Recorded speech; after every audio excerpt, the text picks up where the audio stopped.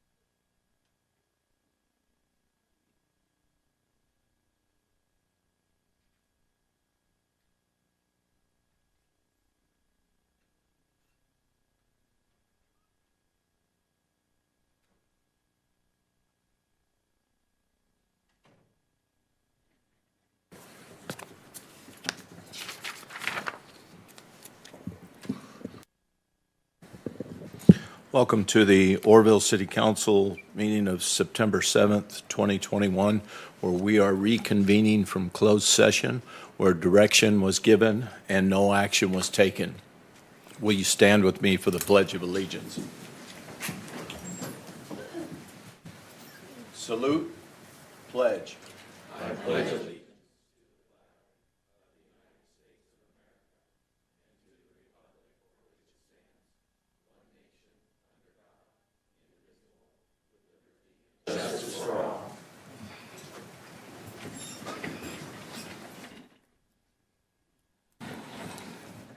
I'm looking for a motion to adopt the agenda. I move that we adopt the agenda. I second.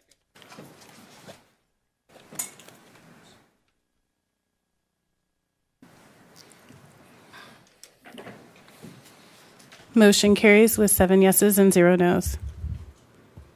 Okay, moving on to presentations and proclamations.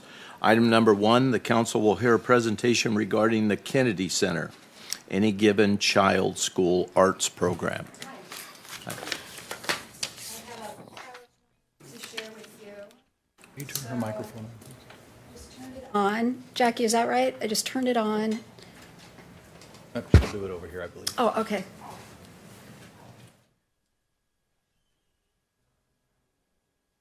There you go. And then I can, yeah, great. I can move it. Great. Yeah. So I am Jennifer Spangler, and I am part of the Butte County Office of Education Visual and Performing Arts Program. There's a little bar at the top. Can we get rid of that, or you don't think so? Okay.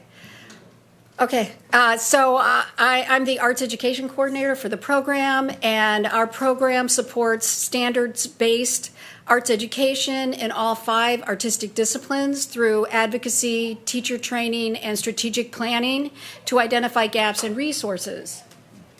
Can you all see that? I don't. Yeah, we're like You're getting it. right there. Okay, gotcha. Great.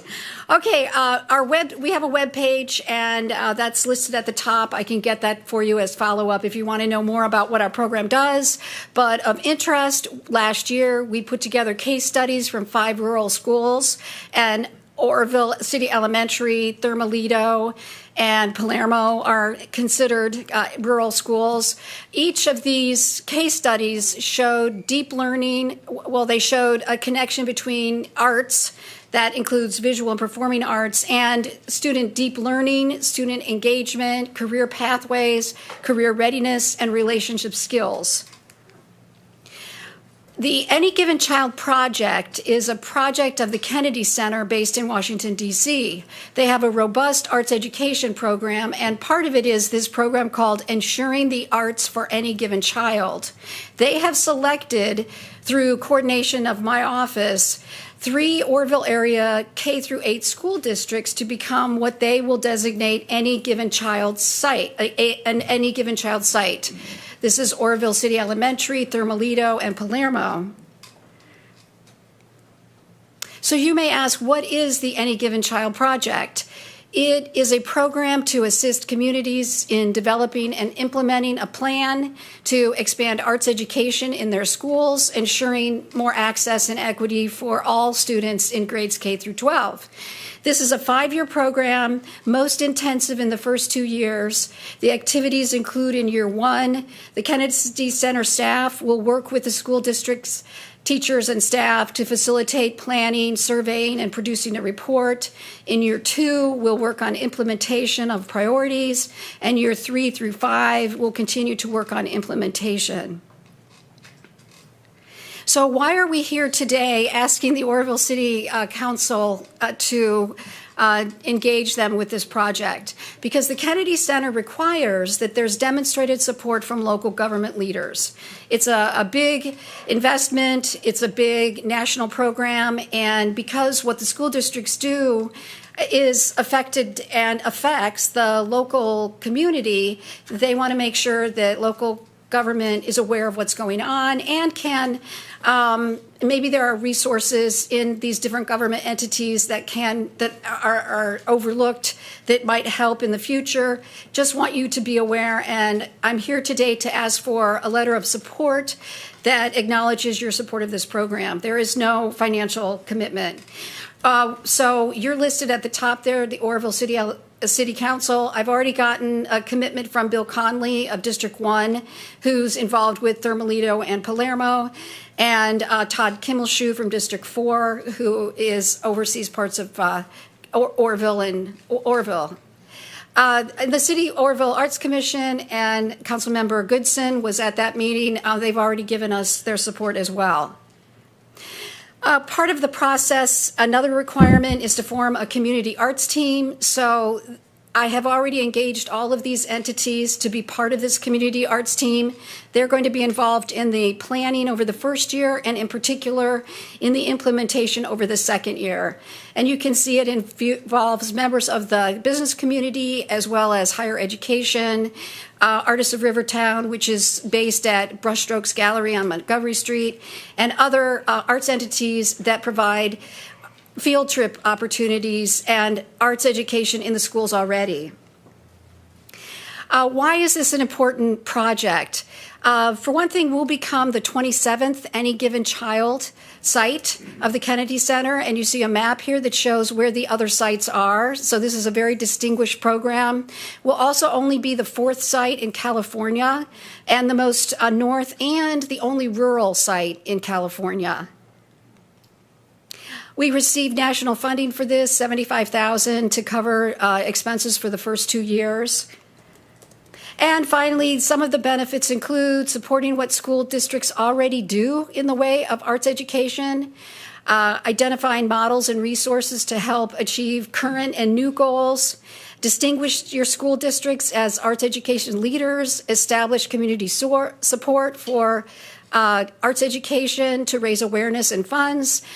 For example, Any Given Child Fresno raised $1 million from businesses and community to date to support arts education programs. And that's my presentation. Thank you in advance for your support. And I'm happy to answer any questions if you have any. Thank you. Are there any questions from the dais? Councilmember Smith. Appreciate that presentation. So shortly, we're going to be addressing the issue, I think it's in the consent agenda, but with support for a youth program for our docents here. We have 5 museums.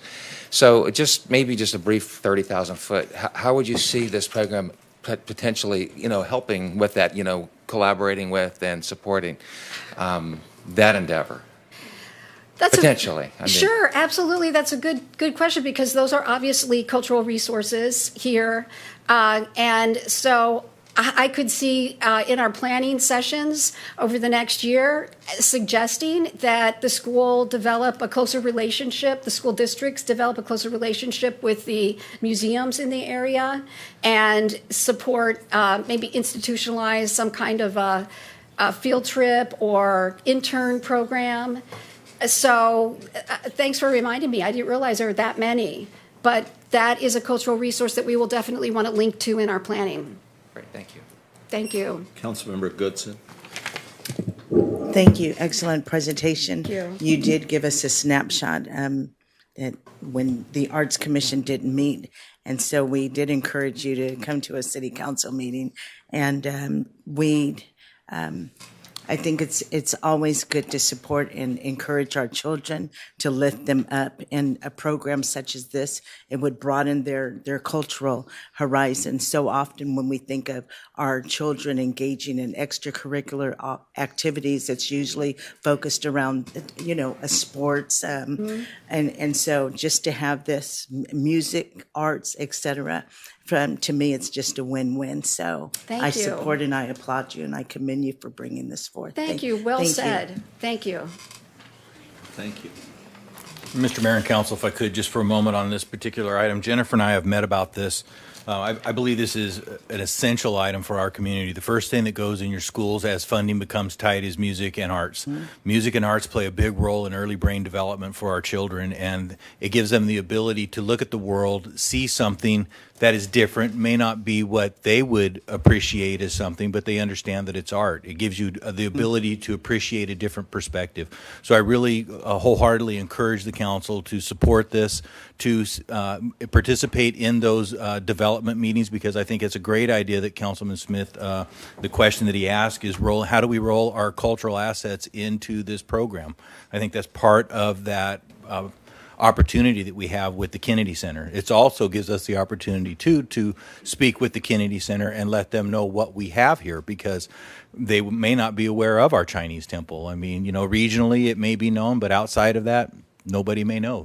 Our Pioneer Museum. So I think this is a wonderful opportunity for the council. I thank Jennifer greatly for this opportunity and encourage the council to give their blessing to this when it comes up in the council, the consent agenda. Okay, thank you all. Okay, item number 2, promotion and swearing in of new police sergeant. I gotta do something first that I didn't have time to do ahead of time. Who do you want to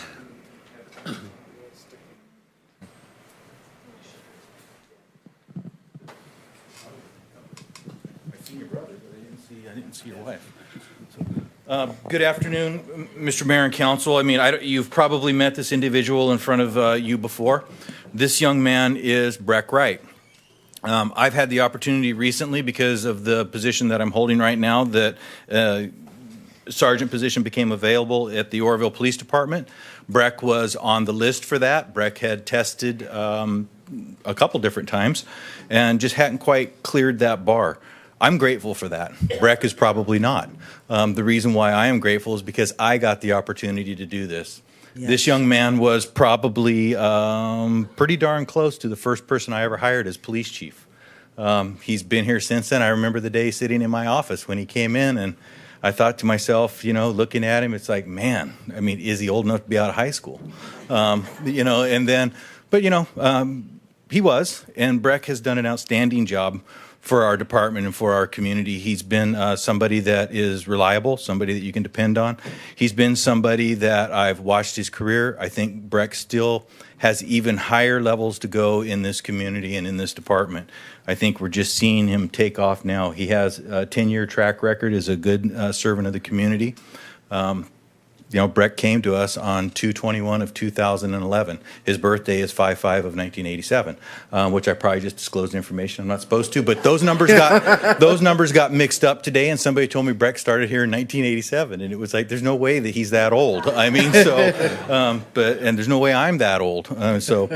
But anyway, that's just why I'm sorry. I mean, the identity theft and everything you'll suffer from now was worth the laugh. I mean, so you'll appreciate it later when it gets cleared up.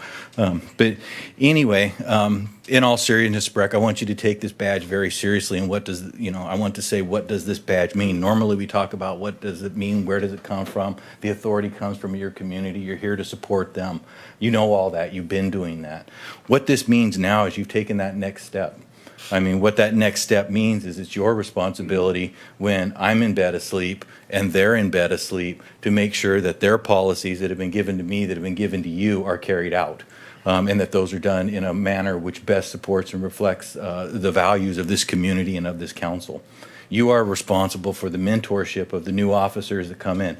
That is an incredible responsibility that you have. I mean, because you have young men and women that are coming into this profession that, quite honestly, know very little about it. They know what they've learned in the academy. They know what they've seen on television. They've seen all the negative stereotypes. It's your job to show them the positive things. It's your job to show them the right things. It's your job to show them the difficult things that must be done because it's the right thing. I mean, even when it might ruin your case, it's always important to do the right thing. I mean, you know that. You've demonstrated that. I would not have offered you this opportunity if I didn't believe in you. I believe in you. I believe in what you do for this community. I've believed in you every single day. I've been mad at you, and I've been upset with you. I mean, but I've always respected you, and I've always, always trusted your judgment in these decisions that you've made. I've always had the appropriate amount of workplace love for you. I want to see you succeed. I mean, you are somebody I'm very, very proud of. You're not my son, I mean, but I've watched you grow in this profession, and I feel a ownership in you because of our relationship and the many years that we've worked together. So with that, I'm going to turn this over to Mr. Mayor, if you would ceremonially swear in Mr. Wright, or I'm going to say Officer Wright, and we're going to make him Sergeant Wright. The last thing I'm going to tell you, Breck, is never forget who you are and never forget where you come from. Remember that first day when you came in. Share the knowledge that you have now. You know, laugh when you can. Be serious when you have to be. I mean, but always remember who we are, where we're from. Never disrespect this council. Never disrespect this city. Never, ever cheat yourself. Because, you know, you can't hide from you. At night when you close your eyes and put your head on the pillow, you're still there. So do the right thing. You always have. I have no doubt you will. But just remember that. Think about it. Think what you teach, because the young people behind you, they're going to watch. I mean, and you know the saying, monkey see, monkey do? Oh yeah, it's absolutely. I mean, so what might be funny for a second, they learn and they carry out because they don't know that was a joke. I mean, we weren't supposed to really do that. And the next thing you know, you got a heck of a situation on your hands. So just remember that. Remember who you are. I know you will. I mean, so Mr. Mayor, if you would swear in Officer Wright to promote him to Sergeant Wright, and if we could have Mrs. Wright come up with the kids. Did you bring the child that had to move out with the Legos that got upset? Yes, I mean, packed up his Legos and left. I mean, I don't blame him. I'd be upset too. And you probably don't know too, Breck implemented our first, I don't know if it was an eagle or a buzzard program that he had at his house. Yeah, so an attack eagle. Will you raise your right hand, please? Repeat after me. I, Breck Wright, do solemnly affirm that I will support and defend the Constitution of the United States and the Constitution of the State of California against all enemies, foreign and domestic, that I will bear true faith and allegiance to the Constitution of the United States and the Constitution of the State of California, that I take this obligation freely without any mental reservation or purpose of evasion, and that I will well and faithfully discharge the duties upon which I am about to enter for the City of Oroville Police Department. for the City of Orville Police Department. Congratulations.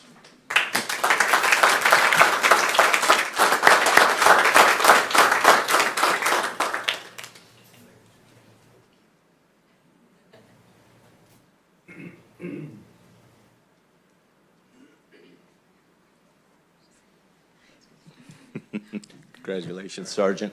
I have something to say, too. I've known you for quite a while.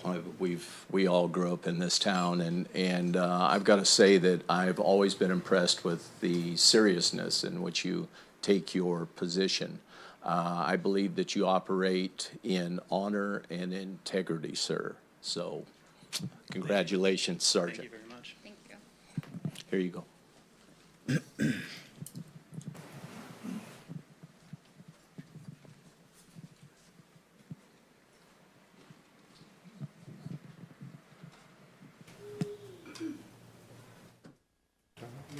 So the next thing that we have on our agenda is the swearing in of firemen. So Chief, if you could come up and bring your candidate with you, or your fireman. He's been already working. I think we've almost, I don't know, he may be worked out at this point, but, but we have already managed to work him. We've been working our fire department quite a bit this year. I would like to think that we're working him to the point of abuse, but, that's unfortunately the time that it is of this year, but they've done an excellent job for us. As you're all aware, we had a fire at the Budget Inn the other day. It was a 2-alarm fire, which means that there's a second call for additional resource. It was a very large fire. It was in a very, it was in an area where this could have went very bad for our community because of the proximity of other structures, the age of structures, and things like that. But our fire department got in there, working with partnership with other agencies, and they knocked this thing down and saved quite a bit of the structure. So I think that, I don't know if that was your first day, but it had to be pretty darn close. Second. So it was his second. So we gave him a day off, gave him a day to relax. But anyway, he's been exposed to a lot already. Very proud and glad to have him here. Very proud of our fire service. I mean, they did an amazing job that day. They continue to do an amazing job. So with that, Chief, I'm going to turn it over to you, and I'll let you talk. Otherwise, I'll do it endlessly.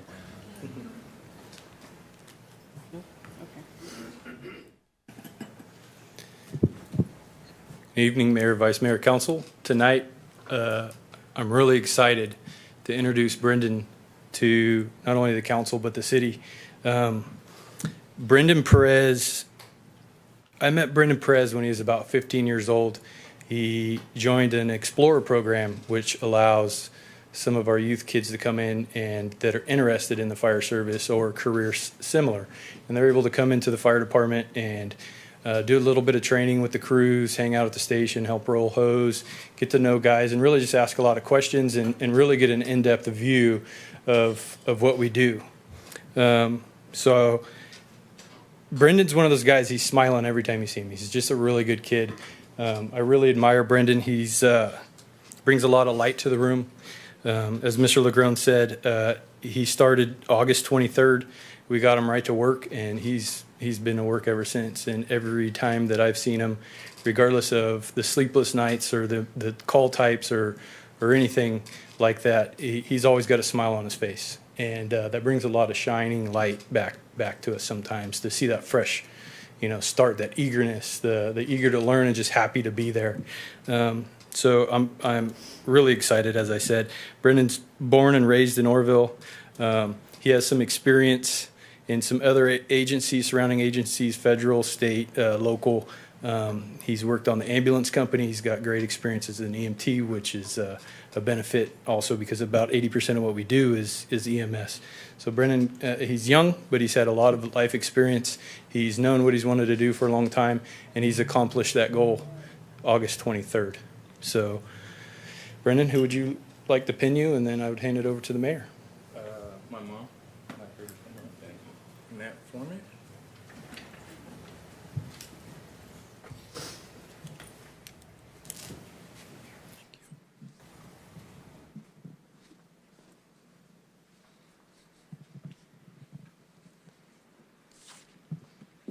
Will you raise your right hand, please? And repeat after me.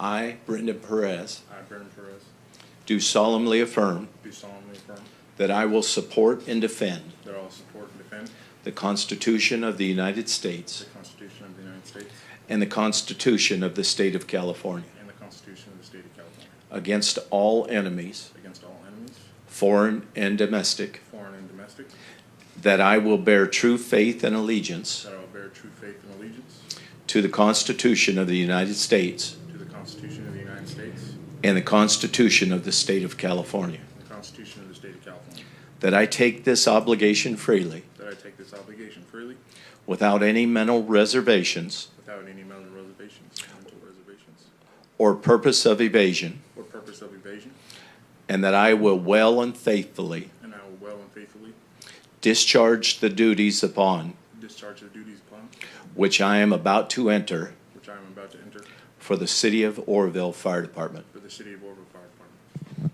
Congratulations, Fire. Thank you, Mayor.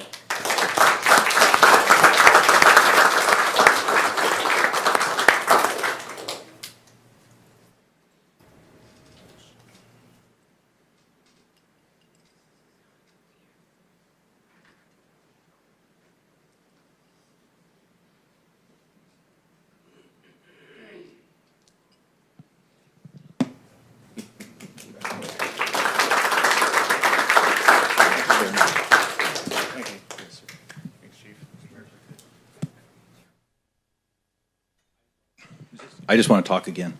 Now that we've sworn them in and we've done what we had to do with them, I want to talk to the families of these men for a moment. The pride that you have right now and what you just felt while you watched your loved one either get promoted or get sworn into the profession that they have chosen to come into, you had a great feeling of pride and accomplishment for either your child or your husband or your father, whomever you were here to visit or watch.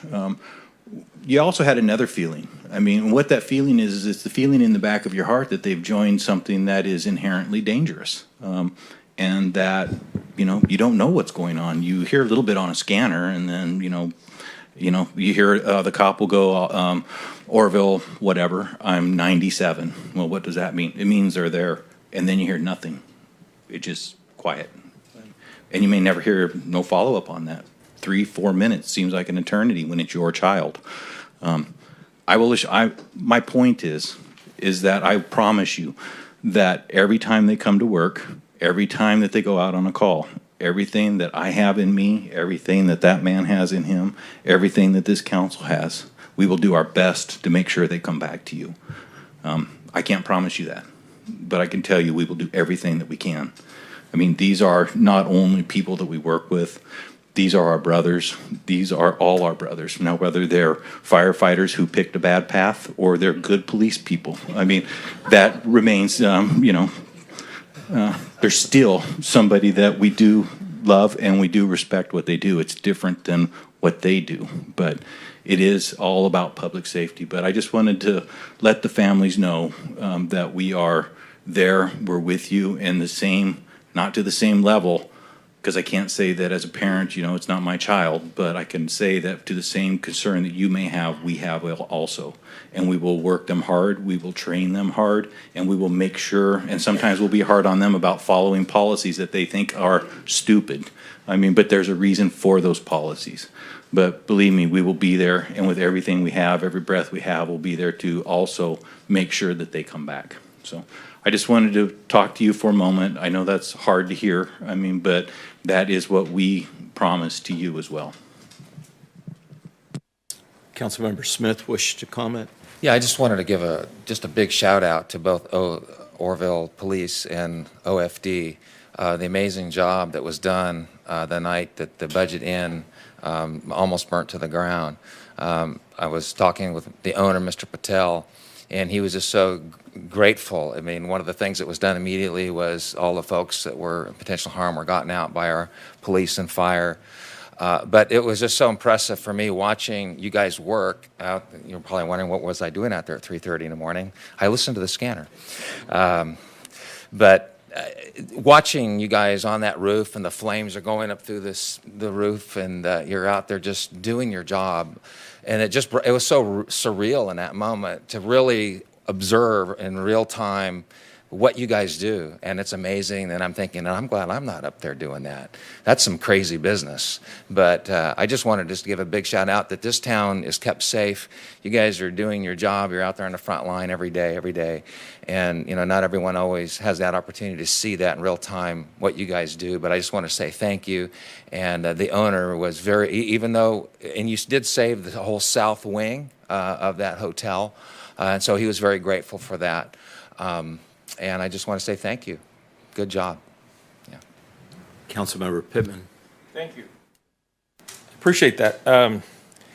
As a police officer, I appreciate Brett Wright utilizing all the resources, but I also say as a business owner that happens to have a camera, and he's well aware that the camera may have caught something that might be useful to him in another investigation. It's okay. We don't mind those 10 o'clock at night calls. It's okay. It works. But we were lucky to find that camera, and that's probably a reach out to a warning to all business owners that have cameras that guy's going to call you if he thinks there's something you might have useful for his investigation. So I appreciate that. Also, for the fire department, sometimes we forget about the basic mission of protecting life and property. And over on Mitchell Avenue, apartment house, can't remember the number, but we actually had firefighters save a life and save a dog, both at the same time. Sometimes we miss that. Terribly not reported in the newspaper. I don't get it. That's what this is all about. So thank you all. Thank you, gentlemen. I'd like to say something too. I just really think this is a special evening when we get to welcome someone new to the team and we get to see growth within the team. It's amazing. That is a system that I see that is working, and I really appreciate that. I'm impressed by the job that all of you do. Believe me, I do not take it lightly, and I'm happy that it's not me as well, because it takes a special type of person to be running in when everyone is running out. And so I really appreciate everything that each and every one of you do. So thank you. Councilmember Goodson.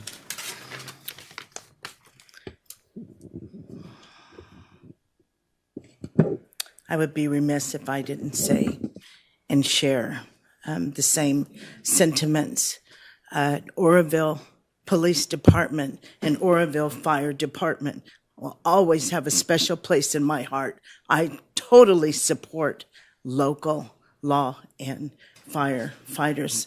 With that being said, I thank you for your service, for your unselfish service the other night, and everything that you do each and every day. You put your lives on the line. You protect and you serve and you go. There is no mile that you stop at. So often I have clients that say, the sky's the limit, but for you guys, the sky is not. You're astronauts, and I applaud you. Breck Wright, I have watched you grow, and I'm not afraid to say it. I feel like you are my son in so many respects.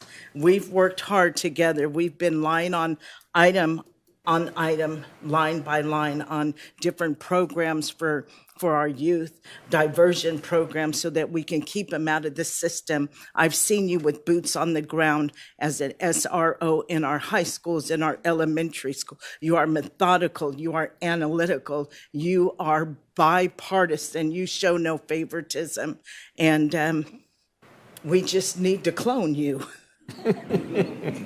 So thank you for your service. Councilmember Hatley. Thank you.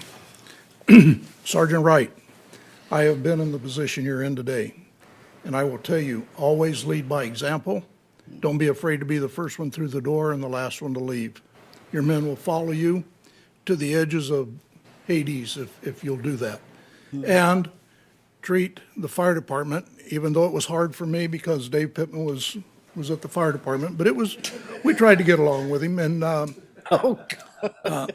but remember, those guys, they're going to be the ones when you have to go on a roof They're going to be the guy at the bottom holding the ladder. So you want to be friends with them. And so just keep that in mind when you're out there.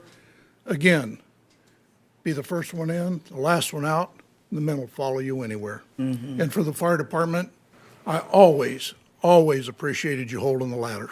Thank you. Well, with that, we will move on to public communications. This will be the hearing of non-agenda items. Our first non-agenda speaker is Jeannie Mays, and then the cameraman. Madam Clerk, let's give everyone a few minutes to We have a fire department if they want to stay. Oh, yeah. you have a what? We have a fire department appreciation. Have a Fire Day steak.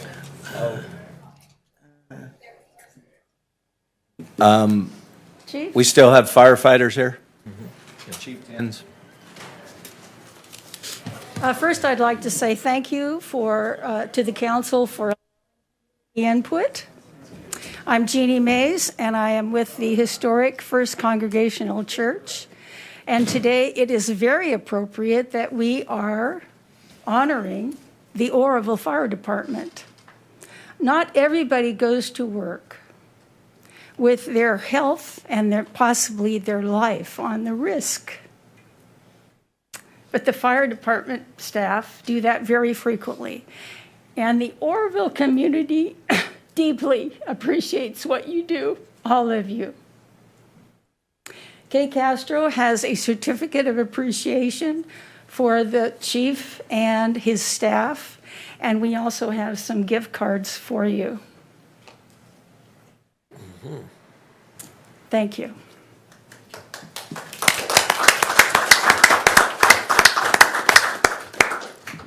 Real quick, I just would like to thank your organization. We appreciate it, and we're honored to protect this community. Thank you very much.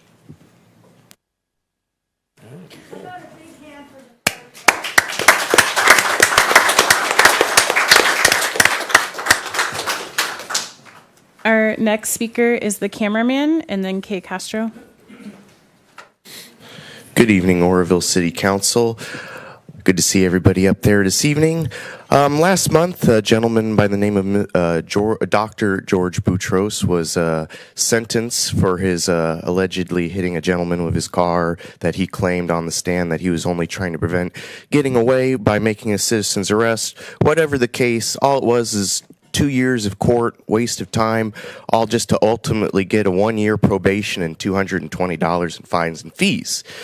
Now, what's interesting about this trial, I mean, many things were interesting about the trial, but the two things I wanted to talk about is how it seems that from this officer's mouth that testified on the stand, there seems to be a policy and practice of officers arriving on scenes that weren't initially assigned to the call and may or may not participate in those scenes, but they're never added onto the actual call log. So if that's something that's being done, can we work on getting that changed so any officer that goes on any scene, whether they observe or not observe or do anything or not do anything, there's at least some documentation of record that they were there, because they may witness something if they do or do not do something, whatever the case may be, and they may want to be called upon for that testimony in the future. Our city attorney, he showed up for the trial, which is good. I know there were some subpoenaing issues the first time around.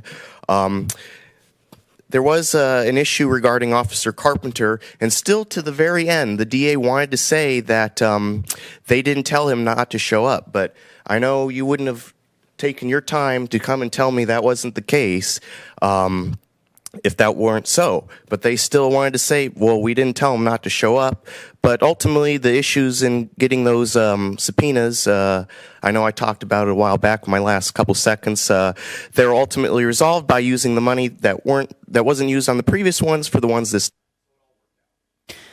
Our next speaker is Castro.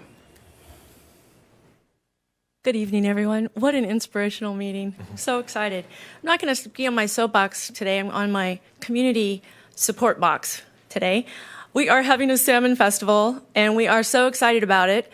And I want to be one of the first to tell you that tickets are on sale for the Friends of the Nature Center salmon soiree dinner on Friday the 24th.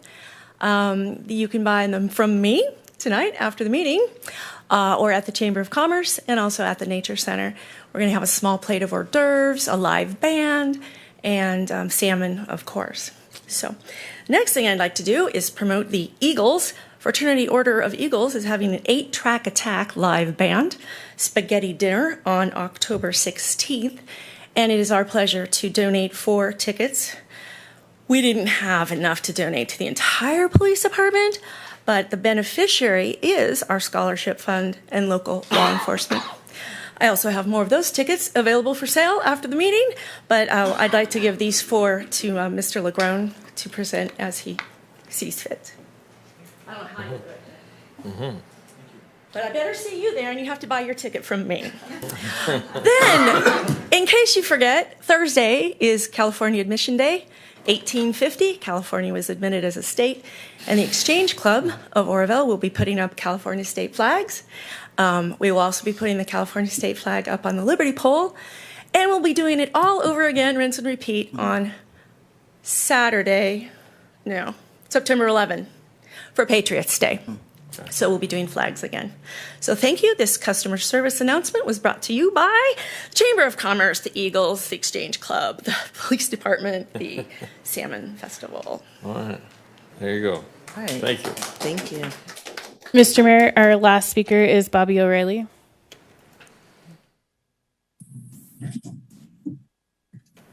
Hello, can you hear me? Yes. Very glad and fortunate to be here. Good evening, council. I want to say congratulations to Officer Breck Wright. I too have many instances I could share about dealings with Sergeant Wright and the way that he professionally handles himself and the cases in which he's working on the streets. In my opinion, Mr. Wright is one of the best leaders we have in our city and will go on to do amazing things. So thank you for sticking with the city, Breck, and many more years to come for you. Congratulations on your stripes. And also a congratulations and welcome to Firefighter Perez.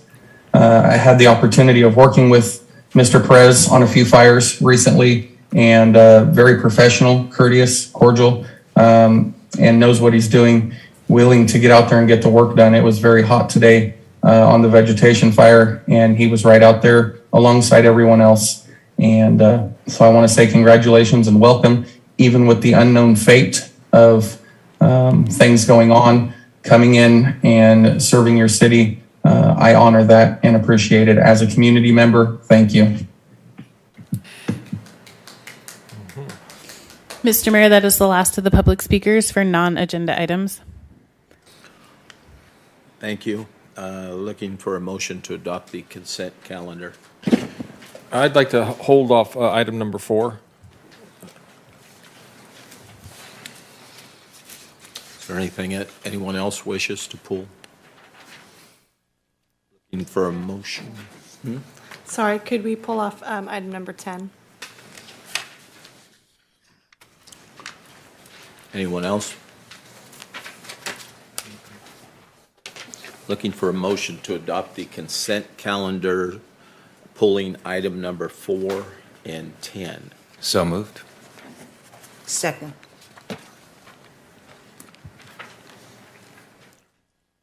Motion carries with 7 yeses and 0 nos. Councilmember Pittman, you pulled item number 4 from the consent calendar. Do you wish to comment, sir? Yes, thank you. I understand the additional revenue, and I know we'll be bringing forward this for the upcoming budget. My interest was, do you need direction on the items that could be funded on this, or are you going to make suggestion for all the items? What we were going to do, Councilman Pittman, is bring back some suggested items and also take direction from the council what other items that you would like to see. If you'd like to throw some of those out now, we can certainly incorporate those. I would just just remind the council that it's restricted funding and it can only be within the parameters of the funding areas that are listed in the staff report. But if you want to throw ideas out, we will certainly look at all of those, examine those, and see if they do fit in there, and check with our federal partners to make sure that we are staying within those guidelines. Well, I appreciate that, and that's kind of what I wanted to clear up with the public to understand that, you know, that we're not going to fund all those. We need to fund certain ones of those, and my particular preference would be the sewer infrastructure improvements necessary are considerable for this community, and I think that's a good example of impact because we've had a new population add to the community, and I think those funds would be very appropriate to use on those particular infrastructures, sewer, you know, and not necessarily water because that's provided by others, but I think the sewer and infrastructure things are very important items. So when it does come back, I'd like to see those suggestions. Yes, sir. We do not have, just so to be really clear with everybody, we have no spending plan for these dollars at this point. I mean, it's not that the council is just throwing open the door and staff's going to go spend $4.9 million. I mean, right now we only have half of that money. We get it in 2 tranches. We get one this last July, one next July. We'll get the balance. We have to have a spending plan in play by, I believe, 2026. Or by 2024, spend it down by 2026. But we will be bringing that back with those ideas. We also, one thing I'd just like to make the council aware of is that there is a lot of disaster relief dollars out there right now. So we are looking heavily at our sewer treatment plant and looking at improving infrastructure, trying to bring some of those disaster relief dollars back to our community. So we will certainly bring those, Councilman Pittman, and we will bring back potential uses of this. For lack of a better term, it'll be more like a smorgasbord, which is like a buffet, and you will be able to pick which ones that you feel are best for our community with those dollars. Gotcha. With that, I would, unless there's other discussion, I would move item 4 be a motion to approve. Mr. Mayor, there is one, oh, never mind, the hand went away. I apologize. Information. There is one hand requesting to speak on this item, Bobby O'Reilly.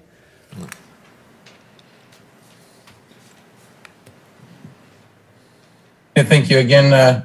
My question is, what is this funding? Where is it coming from? There's nothing on the agenda that shows what it is, where it's coming from, other than just unanticipated revenue. So if you can advise that. It is part of the local fiscal recovery fund allocations from the federal government.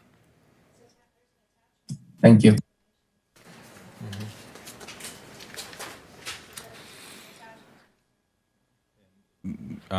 Ms. Wright is also advising that there's an attachment that explains where the money comes from. If there are no other comments, I move that we accept item number 4 into the consent agenda. Yeah, I would make that motion. A second.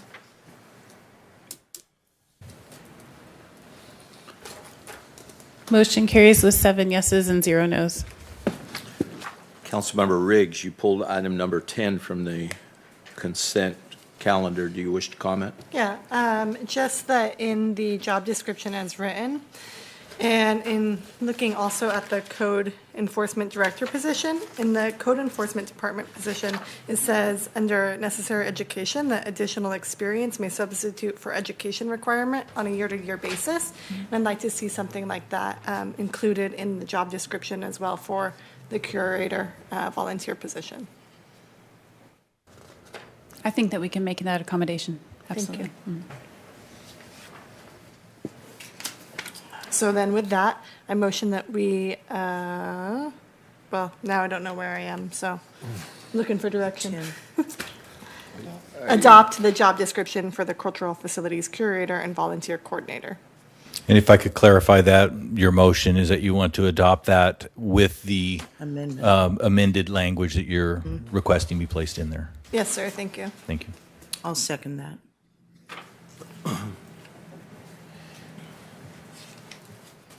Motion carries with 7 yeses and 0 nos. And with that, we will. Mr. Mayor, could I just clarify with Councilperson Riggs on her motion? Mm-hmm. This also had several other parts to it as well. One was, did your motion include the approval of the addition of the cultural facilities curator position into the master salary schedule? And did it also authorize staff to recruit for this? If so, I believe it would probably require a more, an additional motion to include those additional 2 items. Okay, and then I also move that we adopt it into the master salary schedule and authorize staff to hire for that position. I'll second that.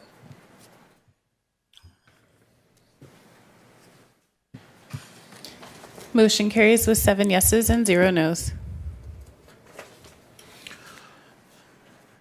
And with that, we will open the meeting up at 5:37 to public hearing. Item number 13, rezone side and glance parcel 1245 Orodam Boulevard to M2 and general plan amendment to industrial with a conditional overlay. Thank you, Mr. Mayor, members of the council, Wes Irvin, City Planner. This item before you is a request by the Side and Glances to amend the general plan and rezone this parcel, 39-acre parcel, to industrial M2, heavy industrial. It is across from the Ford dealership at the end of Beach along Orodam Boulevard. Its address is 1245 Orodam Boulevard. It has been zoned mixed use, corridor mixed use, since at least the 2009 general plan update. An applicant is requesting this change because they have an e-commerce warehousing prospect that needs an industrial zone to be an allowed use. Warehousing is not allowed in commercial zones here. The site has historically been either manufacturing as a former lumber mill or currently it is a mix of heavy commercial and industrial uses right now. Several businesses occupy the site. Because of its frontage on Orodam Boulevard, State Route 162, the Planning Commission has recommended the rezone with a conditional overlay so that any new industrial development would be visually buffered and aesthetically acceptable from the highway, so that any industrial development would be pushed towards the back. So the draft conditions before you today, recommended by the Planning Commission, they're on page 92 of your packets, are acceptable to the applicant, and if approved tonight, will become an overlay ordinance to the rezone. So these conditions include buffering multi-story buildings at least back 100 feet from the highway. That is currently how far back the existing building there, that tire building and the U-Haul building is. Requiring a use permit for log decks, asphalt plants, warehouses, and other heavy industrial uses that might be a nuisance if exposed too closely to the highway. And then requiring a traffic study and appropriate mitigation for any use that generates significant truck traffic, such as a large warehouse. And the applicant would be required to fully improve SR 162 frontage upon development. And one other note, the highway there is designated as a STAA terminal route, which does allow heavy routes by right, or heavy trucks by right from SR 70 to this site where it ends. Staff and Planning Commission recommend approval. Madam Clerk, do we have any questions from the public on this item? Mr. Mayor, I have not received any public speaker cards for this item. I believe the applicants are represented if there are questions of the applicant. Thank you. Do we have any questions from this dais?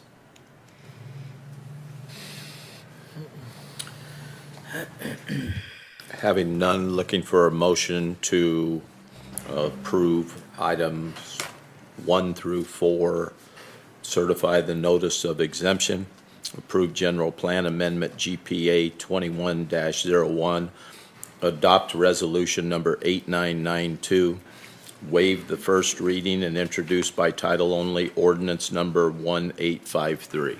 So moved. I'll second that for you.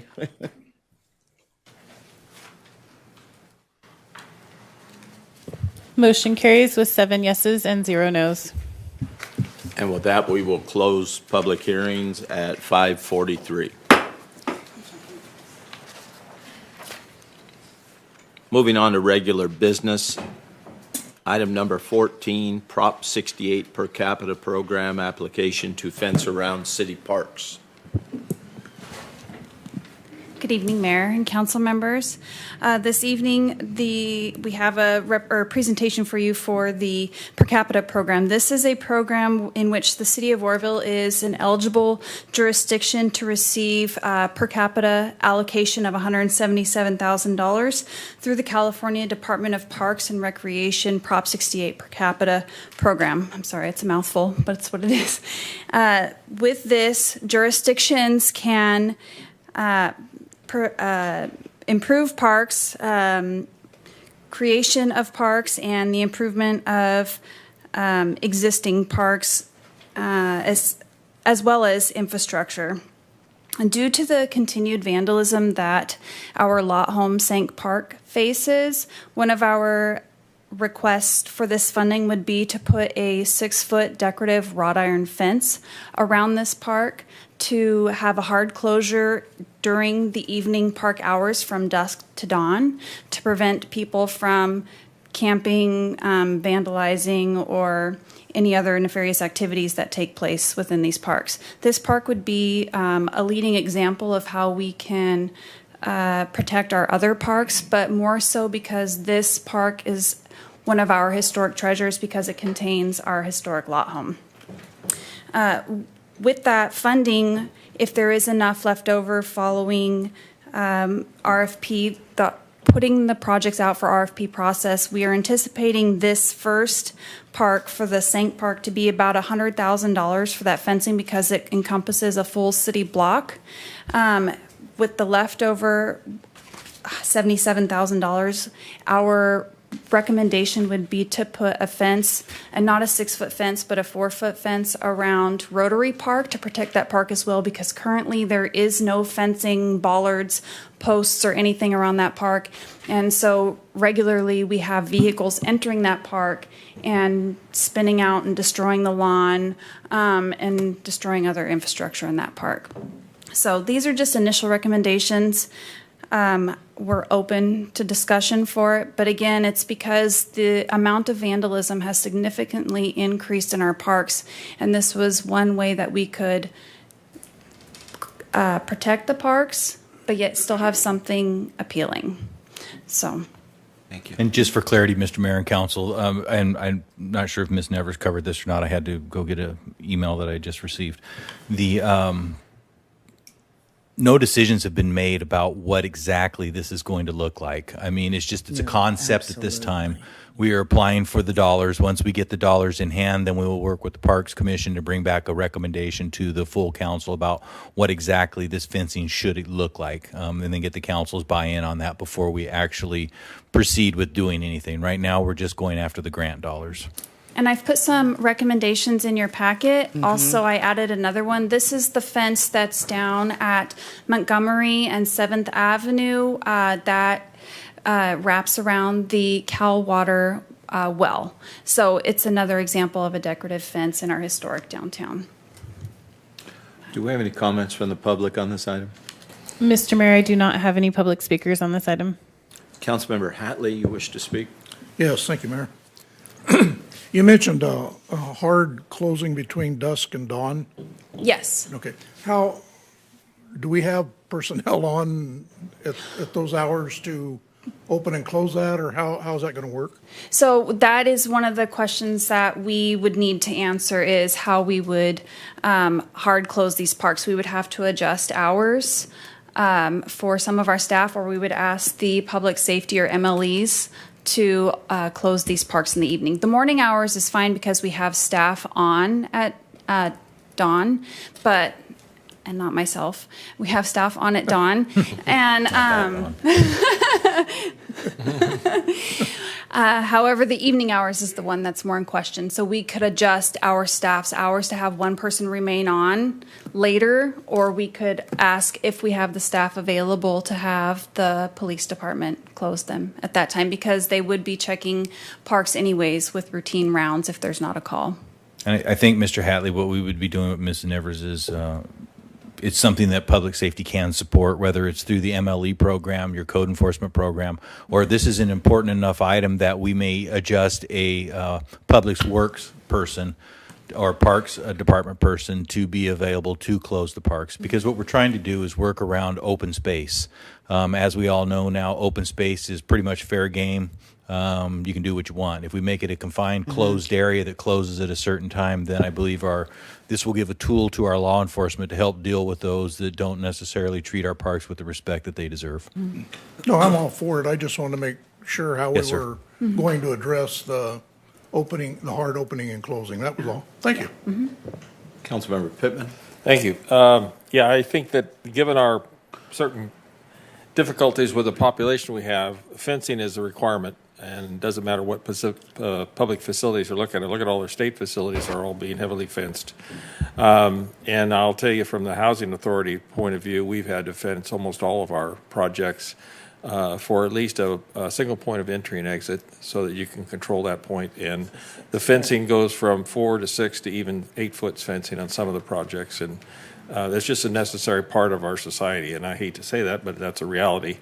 I would lean toward the more decorative fencing versus the heavy fencing with the curved irons and whatnot. I don't think that's conducive to a city park, but I think there's a lot of great examples of decorative fencing that would work. In fact, maybe even the Art Commission could draw some fencing that would be acceptable for the St. Park. Might be a nice tie into that. So, yeah, I'd support the project. Just have to be careful about what kind of fencing we use. Right, and we wanted to keep it decorative but not overly ornate. One, we didn't want to price us out of the allocation that we have. And two, we wanted it to be something that could be easily repaired in the future and not too costly for labor. Yeah. Good balance. Thank you. Councilmember Smith. Yeah, I just think, I agree with you. I was looking at that fence and I like this one better. It's prettier, than the curve rod. And then just, you might want to check on that Ballard concept with the Rotary Park, just with playgrounds. And I think shorter fences potentially could be problematic for children to play. I mean, I know they protect balls encroaching into the roadways and not, but I don't know, it feels like we need to look at that. Right. Ballards might be better to protect the lawn area and whatnot, but anyway. Okay. Thank you. Yes. Councilmember Great Goodson. presentation.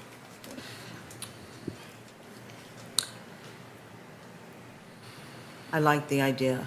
It's great. The decorative. I like the height, especially. So I do have property in Sacramento, and you can probably look at other big cities as well. But I have a property where the fencing is 6 feet. Now next door is a hotel that the fencing is 4 feet, and so you have encampments, you have transients. It doesn't work for us. That's just my personal opinion. So I'm definitely in favor of the higher fencing. Okay. Thank you. Are there any other questions from the council? Having none, I'm looking for a motion to adopt resolution number 8990 and 8991. So moved. Second.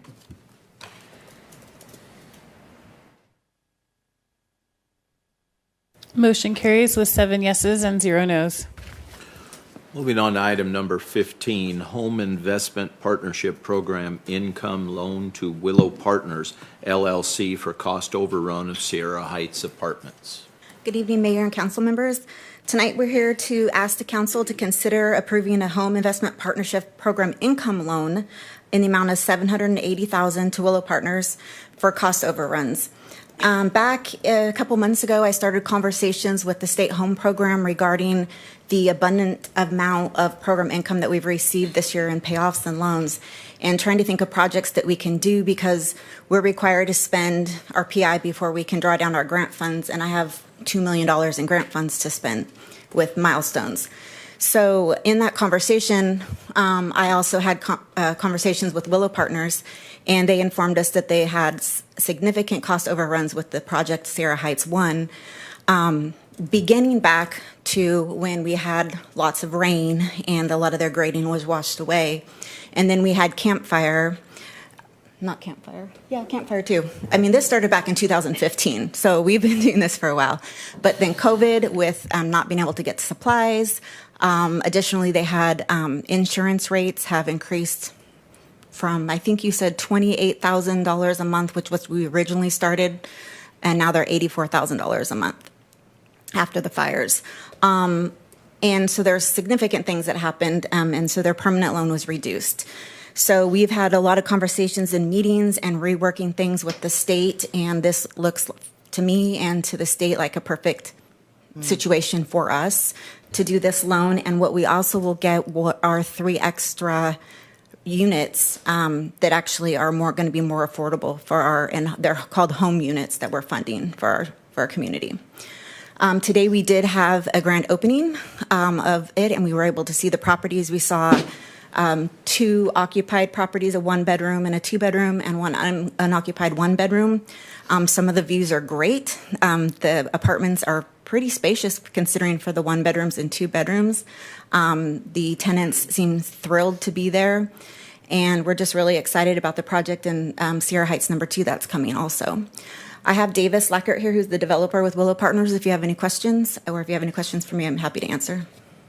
Mr. Mayor, if I could, I just want to bring to the council's attention that this is a senior affordable housing project. So this is for the seniors of our community. We do get 3 additional apartments at a more affordable rate for the seniors who are low income that may not be able to afford the rents that are out there today. The other thing that I would bring to your attention is that in order for us to access the $2 million grant that we have to spend the program income, and we can't just spend it on whatever we come up with. It's not a general fund dollar. It's very tightly controlled how we can spend that. This is expending these dollars in a loan. So you are loaning money. You're not just giving money away. This money will eventually come back. Do we have any comments from the public? Mr. Mayor, I do not have any public speakers on this item. Councilmember Pittman. Yeah, thank you. Excellent project. We got a chance to view and got a tour of the apartments. I think if you all saw the apartments, you'd all probably want to be on the reservation list for the wait list. Not that I need to tomorrow, but I'm telling you, that's a great place to live. I mean, it is a wonderful addition and a huge asset to the community. I certainly support this notion and this resolution. But beyond that, it just goes to a community about how well you're going to be taking care of your seniors. That's right. I can't think of a better place for that than that facility. And I was impressed with not only the views, but the fact that it's a very safe, comfortable place. And it's up on the hill. I think it's going to be the highest and best use that real estate could ever be for our community. So I thank the investors for coming here, and I thank your project immensely. It's a big deal. It really is. So thank you. I appreciate the tour again today. And the landscaping and just the outside of the whole place just looked great. I mean, you guys really dressed it up nice. And I think it's an interesting project. You don't see it well from the roadway until you actually walk on it and walk the walkways and go outside and see it. It's just that place you'd all want to live. I mean, it really is. It just is that. So thank you all. Appreciate that project. Councilmember Riggs. Thank you. I also got to attend the tour today and wanted to echo much of what Councilmember Pittman said. The project is very nice and the craftsmanship is quite impressive, and it was encouraging to see the detail and the effort put into this project, and I'm excited to see what the developer continues to do within our community. Thank you. If there are no other comments from the dais, I'm looking for a motion to adopt resolution number 8987. I move that we adopt resolution number 8987. I second.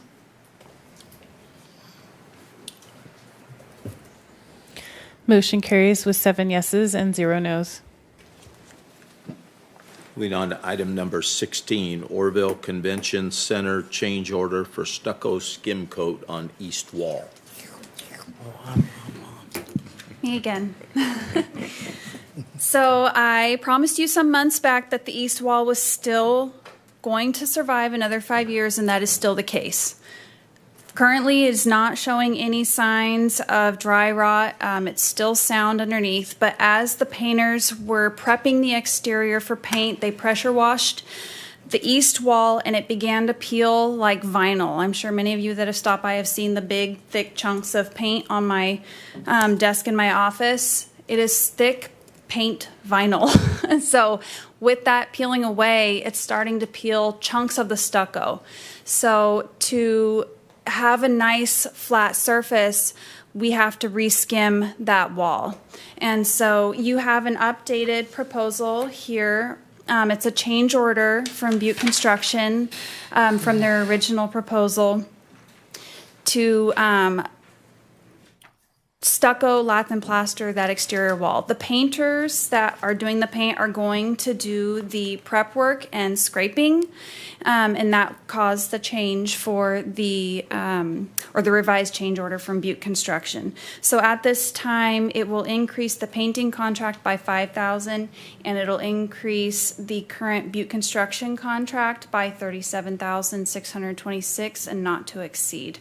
But once this wall is skim coated, then this project for the exterior shell of the convention center will be 100% complete. Thank goodness. But, any questions? I have two figures that you gave were 5 and Yes. that's 42,000, but we're at 60. I'm sorry, not to exceed for this contract with Butte Construction. So the added $5,000 for the amendment to the paint contract fell within the city administrator's limit for approval, so we approved that change order there. So I apologize for that. Congratulations. Are there any questions from the public? Mr. Mayor, I do not have any public speakers on this item. Mr. Mayor, if I could just add a small piece of information so that you're aware that we do still have more work to do on this building. We have put a tremendous amount of money into it. However, we had a very good conversation with Ms. Bergstrand today regarding program income and how we can utilize that program income for accessibility to remodel our bathrooms in there, the front walkway so it's accessible, ADA accessible. And also the front entrance area. So we'll be able to be utilizing, other than general fund dollars, she's checking on that now to verify that that can be done so that we can use those dollars and hopefully get this project completed. It's been a very expensive project, but I think it's a milestone project for the city about how we are addressing, our problems that have existed for many years. Thank you. Councilmember Goodson. So I'm going to throw a figure out here. I would venture to say, when it's all said and done, this is going to run us approximately $2 million. So I have a question. I have two. Ruth, how much has this renovation cost thus far? And my second question is to Bill. When does the pool come? We do not have a pool scheduled. You can't have a Y without a pool. If the Y wants to pursue a pool, then they want to pursue grant funding for that. They certainly can, but we are not in the business of operating pools. We just don't have the capacity for that. But we are in the business of operating a Y. No, we're not operating a Y. They are. We have a facility that they're in.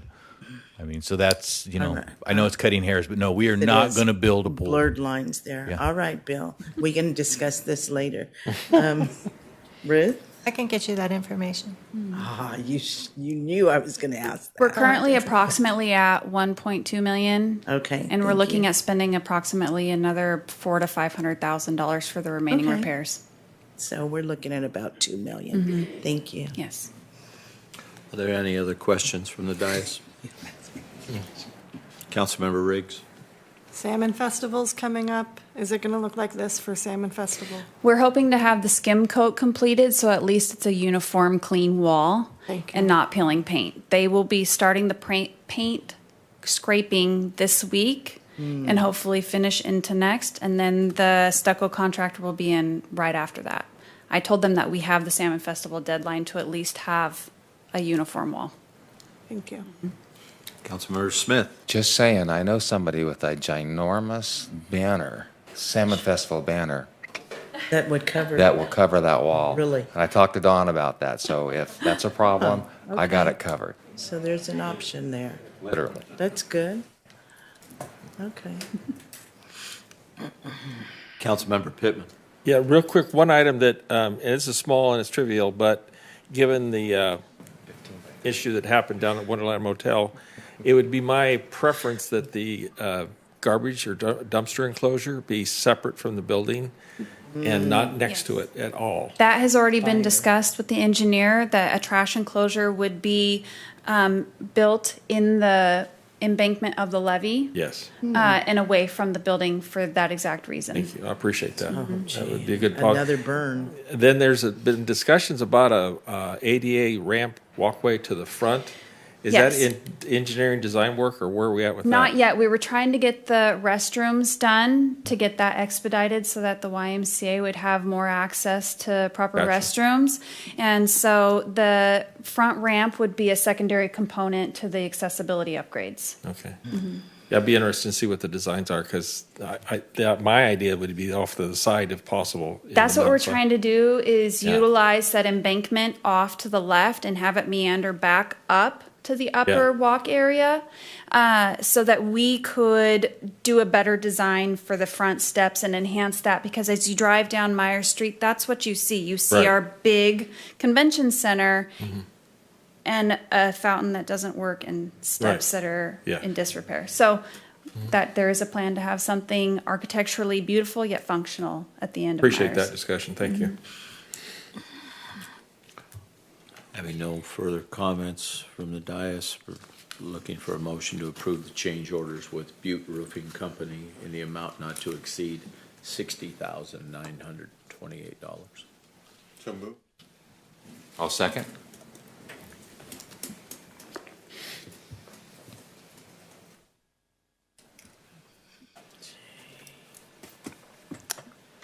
Motion carries with 7 yeses and 0 nos. Moving on to item number 17, the selection of the 2021 Samuel J. Norris Award for Excellence recipient. Mr. Mayor, this is the annual selection of the recipient for the Samuel J. Norris Award. As the council knows, this is given out every year. It's typically done at the state of the city. Unfortunately, due to COVID, we have missed that for this year and last year. So what the plan is to get the council to select from the nominees. We had 3 sets of nominees. The first 2 contain a couple of the same people, so we'll go over that in just a moment. The plan is during the Salmon Festival, we will be awarding not only this year's recipient, but awarding last year's recipient too. She's aware that she was the winner, but we just want to formally thank her for her commitment and service to our community and recognize her in front of the community. So with that, I know there are a couple council people that wish to abstain from this particular item because of their involvement in the downtown, and also some of the people that are nominated being on a board or for the chamber. So with that, I ask Councilman Smith and Councilman Riggs if they would, if they choose, they can leave. Are these already handed out?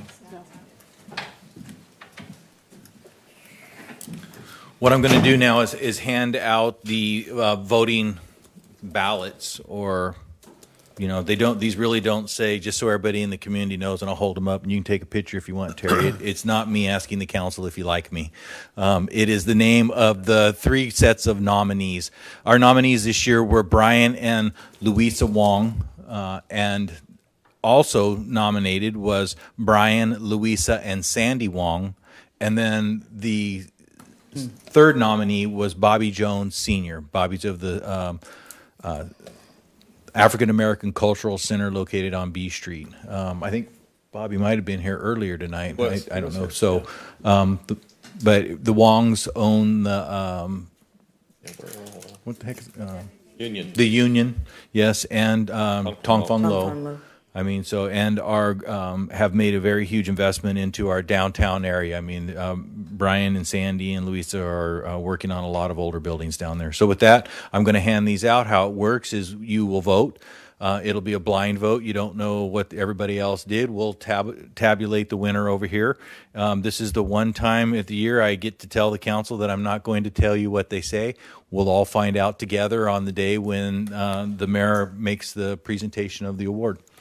Do we have any comments from the public on this item, Madam Clerk? Mr. Mayor, we do not have any public speakers on this item. Thank you.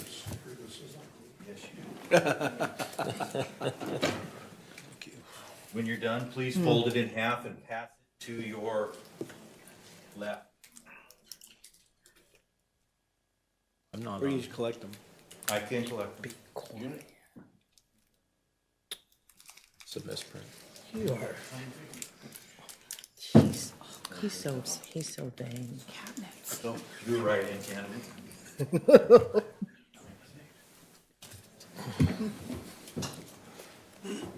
I refused.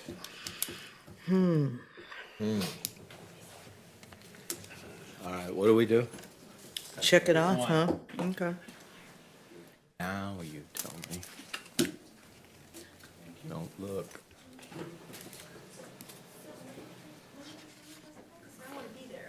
It's going to be, I believe not. We had talked to the folks that were doing the soiree and never did get a commitment from them back. So it'll most likely be on Saturday, actually at the convention center. We'll do it there. I'm not sure what time though. We will announce that. We'll get it out through Facebook or whatever channels we have ahead of time. Has everyone voted? Yeah. Unanimous vote? Yep. Okay, we have a winner.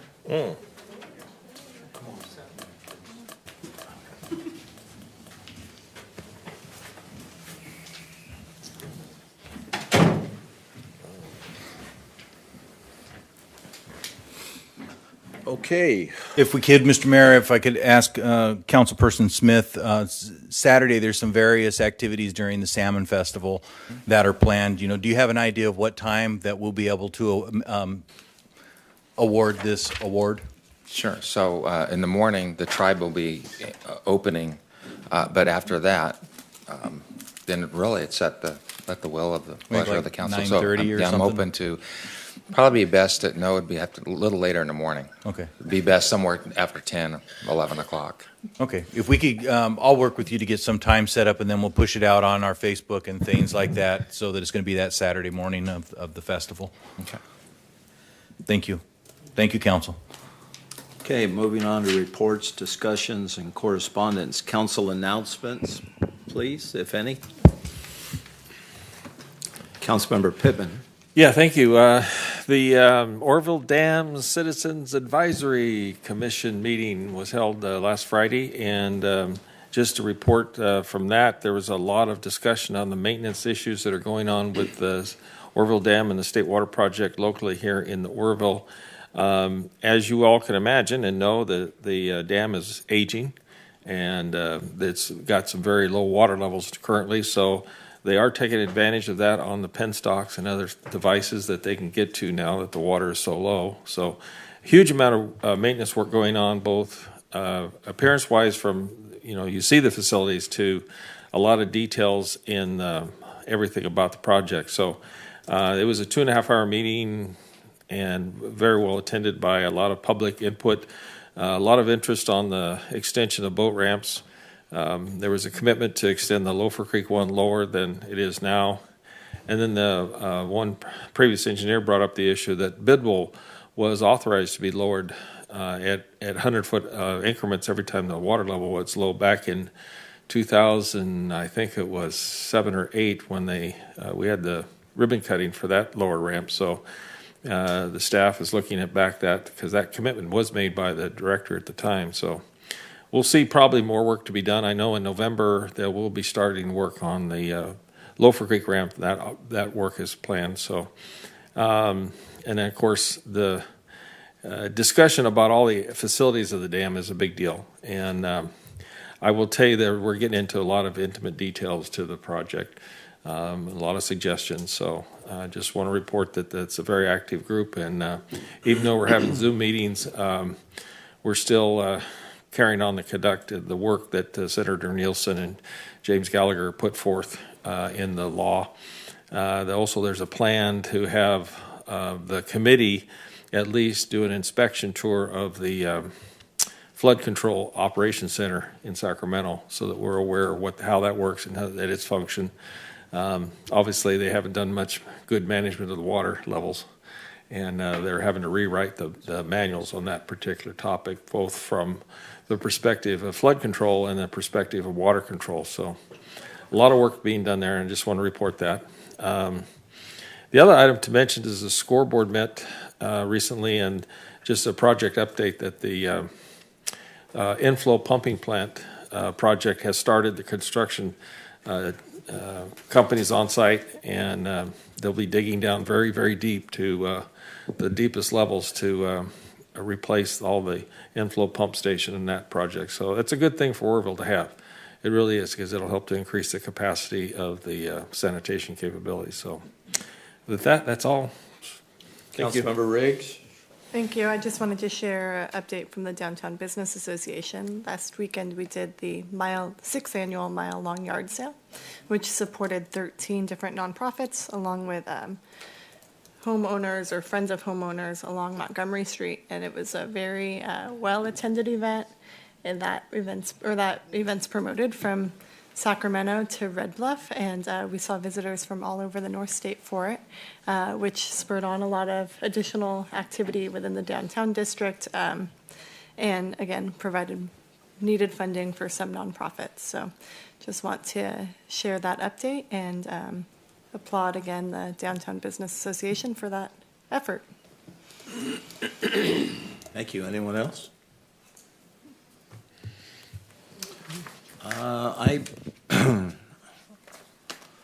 Let's see, how do I do this? I got a call the other day from our congressman. He was looking for my son, and he said, hey, I can't get a hold of Grayson.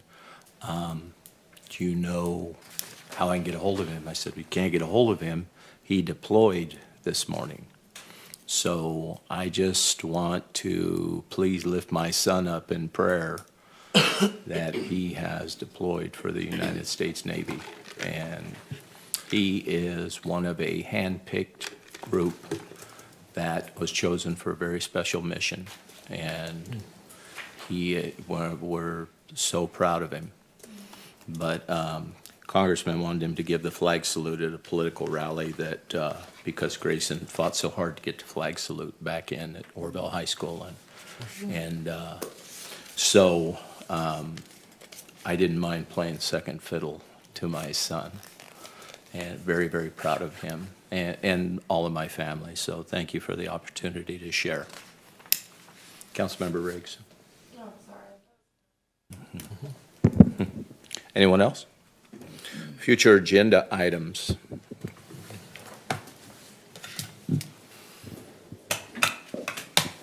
No one? Councilmember Goodson? I have a question for Bill. When we had talked about charter amendments and Yes, ma'am. meeting with 2 public hearings to follow, when will that be? We'll be having, I'm not sure that we're going to be having public hearings to follow, because it is something that goes to the community for the community to vote on. The majority of the council, with community input, will decide which things there will be, and then we'll take it to the community for a vote. Okay. We are looking at doing those in the next probably upcoming 2 weeks. We will work with each of you to determine what days work for you, and then we will have a special meeting to go over what those changes that you see are necessary for the charter. All right. Thank you.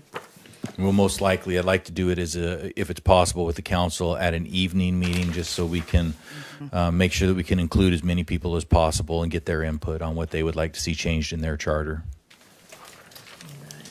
Thank you. Vice Mayor Thompson.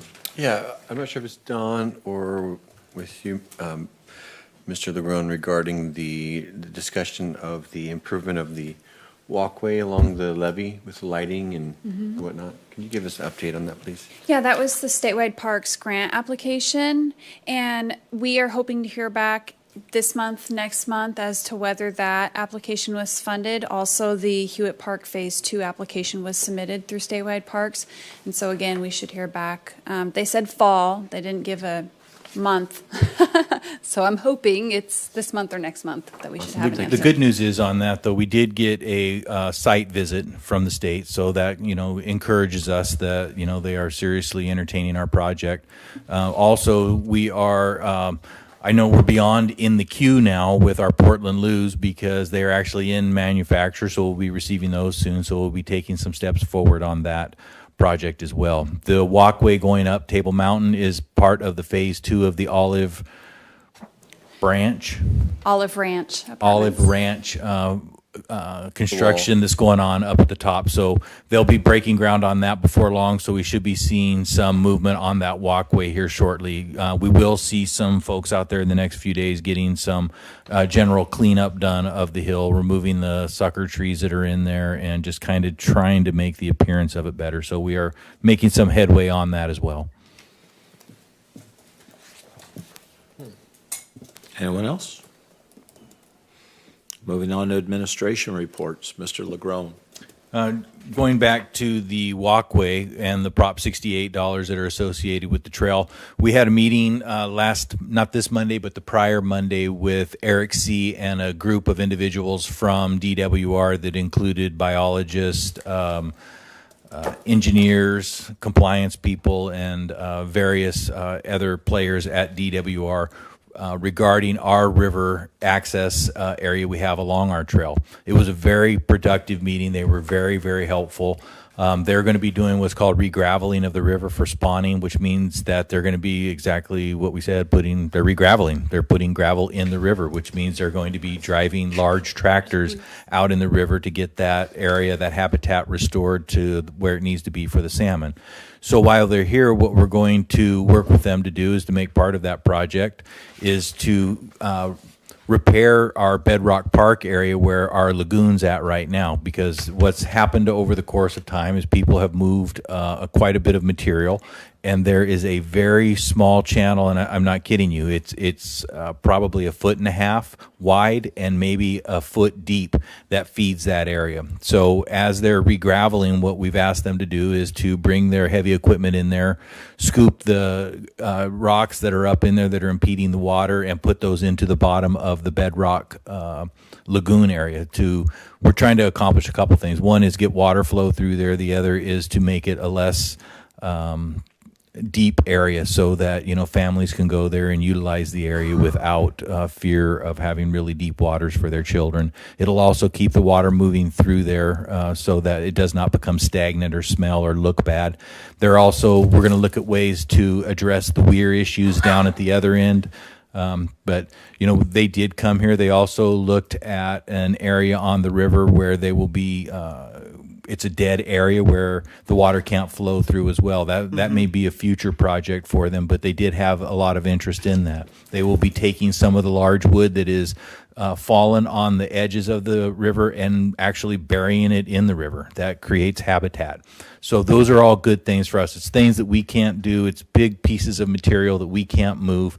And these are the experts that are doing it. I just want to say thank you very much to DWR and to Eric C. and all of the people that came. I mean, they did an amazing amount of information was shared in that amount of time, and an incredible amount of enthusiasm to help us work on that part of the river. I'm very grateful for their willingness to do all of that, because it was probably one of the most productive meetings that we've had in a long time on a very difficult issue, because we're working in the channel, we're working in the river. Some of those things are just darn near impossible to do because of environmental concerns. The second thing that I have is there's been a request made of the city from a group called Compassion to Action. It is a volunteer group that is going to be in the Orville area over the this coming weekend from 9/10 through 9/12. They'll be doing various volunteer activities in the city with various groups. There will be a small event, I believe, that they're having in the downtown area down here where there'll be some prizes and different things like that. Their mission is to reach the lost and to help improve the community. What they've asked of us is they're bringing 40 students here, and they need somewhere that the students can shower and go to the bathroom. So they're asking us to from the 10th, 11th, and 12th to use our trailer that we have. I have looked at our municipal code. I have reviewed our charter. I've looked at all of our policies. I see nothing that would preclude us from doing that. I have tentatively said yes, unless I hear something different from the council. Good idea. That's what it's for. Yeah. Thank you, council. Then that's all I have. Chief Tens. Yeah, I just wanted to touch a little bit on some discussions earlier. It's kind of a couple of my topics tonight. I was having trouble getting that out. But I really wanted to recognize the firefighters for the rescue a couple weeks ago. These guys went in some pretty gnarly conditions and went in, and there was a successful rescue of one of our citizens of Orville. And after that, those guys went back in to get her dog, performed CPR on the dog, and those guys did a fantastic job. I will absolutely be nominating them for a unit citation per one of our policies to recognize those individuals. Their rapid response saved a life that day and deserves recognition, and I would like to publicly thank them for what they've been doing. And also, the fire that we had the other night at 1475, I wanted to thank our neighboring agencies for coming in and helping us. As Chief Legrone said, it was a 2-alarm. There was a total of 10 fire engines there, breathing support, and Butte County CAL FIRE assisted us a lot, along with OPD.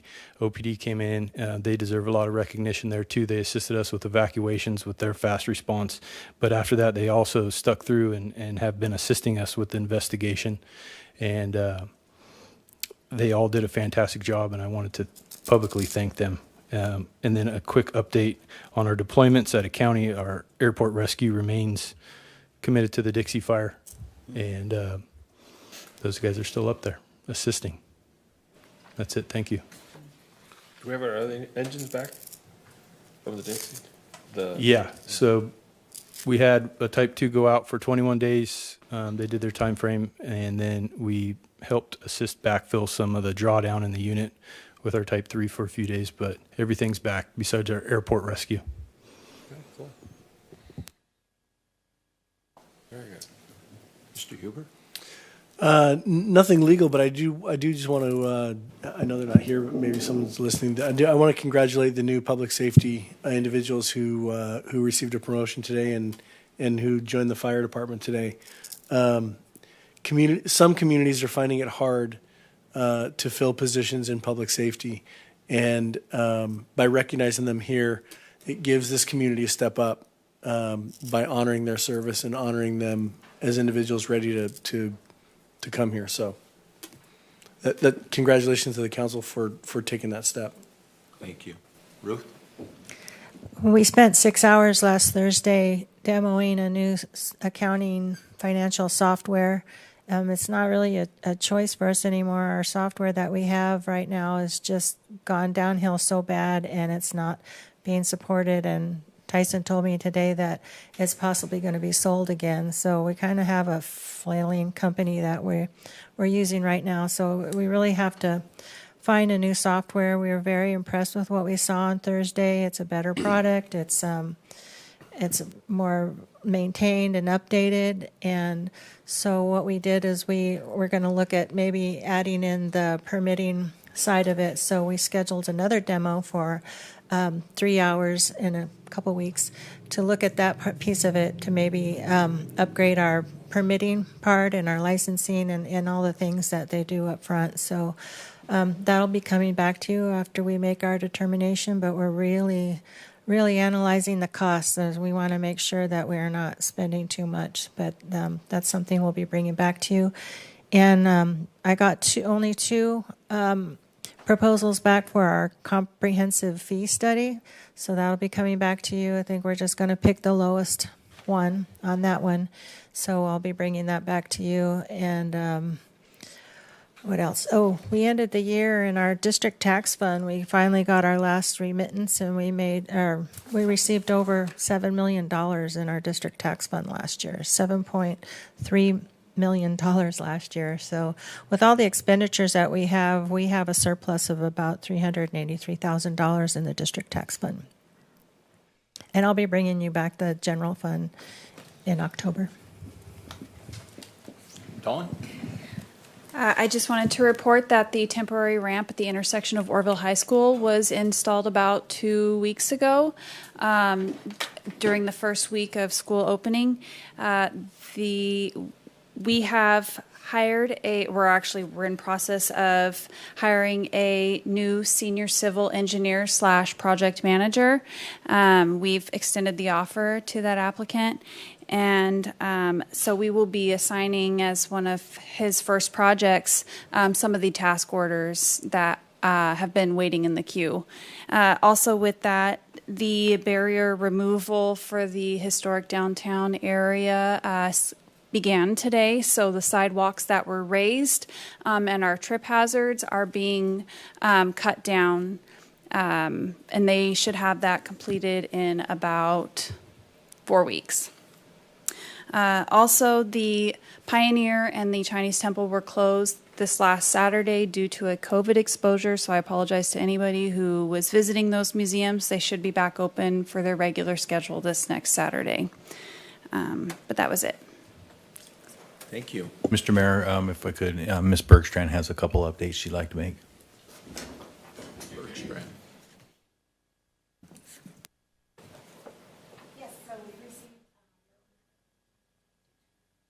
There you go.